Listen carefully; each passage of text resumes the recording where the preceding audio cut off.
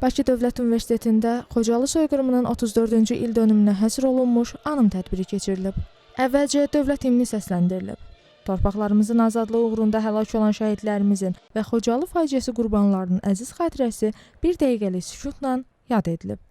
Rektor Elçin Babayev Xocalı faciəsinin 20-ci əsrin sonlarında insanlara qarşı törədilmiş ən ağır cinayətlərdən biri olduğunu qeyd edib. Bildirib ki, 1992-ci il fevralın 25-dən 26-sına keçən gecə Ermənistan silahlı qüvvələri tərəfindən Xocalı şəhərində dinc əhaliyə qarşı misli görünməmiş qəddarlıq nümayiş etdirilib. Ümummilli lider Heydər Əliyevin təşəbbüsü ilə 1994-cü il fevralın 24-də Azərbaycan Respublikasının Milli Məclisi Xocalı soyqırımı günü haqqında qərar qəbul edib. BMT-yə, dünya dövlətlərinə bu qətliamın gerçək mahiyyəti açıqlanaraq, beynəlxalq ictimaiyyət erməni terrorizminə qarşı təsirli tədbirlər görməyə çağırılıb. Çıxış edən qonaqlar xalqın tarixi qələbəsinə gedən yolun faciələrlə dolu olduğunu qeyd ediblər. Bildirilib ki, Xocalı faciəsi kimi dəhşətlərin bir daha yaşanmaması üçün möhkəm tarixi yaddaşa, hər cür təhdiddə sinə gələ biləcək gəncliyə sahib olmaq lazımdır. Bugünkü qalib millət statusu və torpaqlarımızın azadlığına qovuşması Ulu Öndər tərəfindən əsası qoyulan yolun məntiqi davamı və uğurlu nəticəsidir. Tədbir BDU-nun Mədəniyyət Yaradıcılıq Mərkəzinin hazırladığı ədəbi bədii kompozisiya ilə davam edib.